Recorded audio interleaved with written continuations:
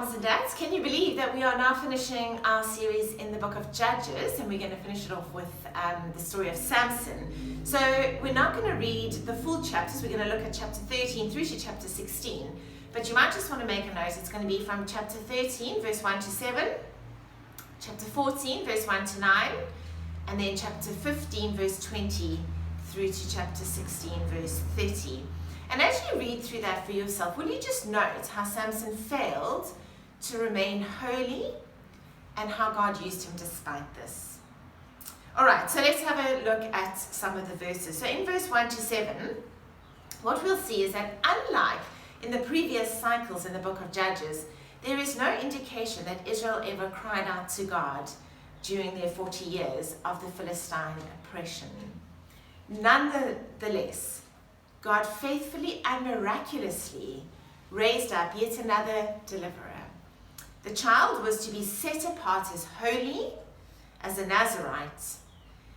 What you need to know is that at the very least, what a Nazirite meant was these three things. He was not to have anything to do with grapes, grape products, or with fermented drinks. He was not to cut his hair, and he was not to go near anything dead. So a Nazirite was usually dedicated to God for a set period of time. Samson, however, was set apart from birth.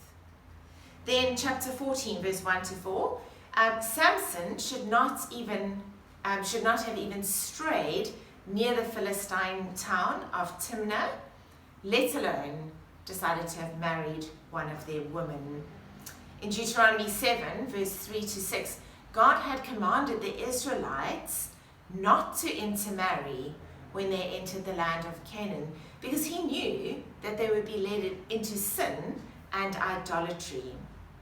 Samson's father tried to dissuade him, but Samson would not listen to him. The fact that chapter 14, verse 4 tells us as readers that this was from the Lord does not excuse Samson's actions or place the blame on God. Rather, what we see is God's sovereignty even over man's sinful heart. Samson should not have married outside of the nation of Israel, but even this sinful desire was used by God to achieve his purposes. Then in verse 5 to 7, Samson should not have been anywhere near a vineyard because of his Nazirite vow. Despite this, the Lord helped him to powerfully overcome a lion which attacked him there. Then chapter 15 verse 20 through to 16 verse 5, sexual immorality eventually led to Samson's downfall. First, a visit to a prostitute in Gaza, and then an ongoing relationship with Delilah in the valley of Sorek. Both of these women were most likely Philistines, although the text itself does not explicitly mention this. Then chapter 16 verse 6 to 22, Delilah slowly wore Samson down until he gave up the secrets of his power. It is important that we note that his hair itself was not the source of his strength. It was merely a sign of his Nazirite vow. So his strength, we know, came from the Lord. Then in verse 23 to 30, we see the leaders of the Philistines boasted that their gods had delivered Samson into their hands. But even in his weak and vulnerable state, Samson was uniquely placed by the Lord to bring about the final rescue of his people from the rule of the Philistines. Samson's prayer is still a selfish one, which sought revenge for his own eyes rather than the glory of God and the rescue of his people. Nevertheless, God granted his request for power. Clearly his hair had already grown back, chapter 16 verse 22. The power to do what he did came from the Lord one last time, so that in his death he might finally carry out what he had been born to do. Strong man Samson was an incredibly weak character. He was self-centered and he was driven by his own lust and desires.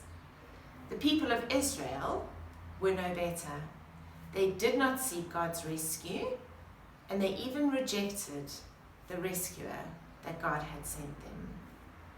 But despite this, God used Samson to faithfully deliver his people once again. Many years later, Jesus, also facing death, would pray a very different prayer. He prayed that his Father's will, rather than his own, be done. He did not pray for the death of his enemies as they nailed him to the cross, but rather for their forgiveness and rescue. So will you reflect on these few points? What do you find most surprising about God's character, given all that Samson was and did? And then secondly, will you think about the various temptations which Samson faced and how easily he gave in to them? And then think through, how strongly do you resist temptation as you seek to live a life of holiness and obedience? And will you give thanks to God that he sent an even greater rescuer, Jesus, when we had not asked him to save us? Would you pray that God would help you to live as Jesus did, rather than Samson? And as you reflect on these thoughts, would you hold these also out to your children, not just on Sunday, but as you raise them and as you train their hearts to live and to love Jesus for the rest of their days? Have a wonderful time as you finish off the series in the book of Judges, and I look forward to being back with you again next week.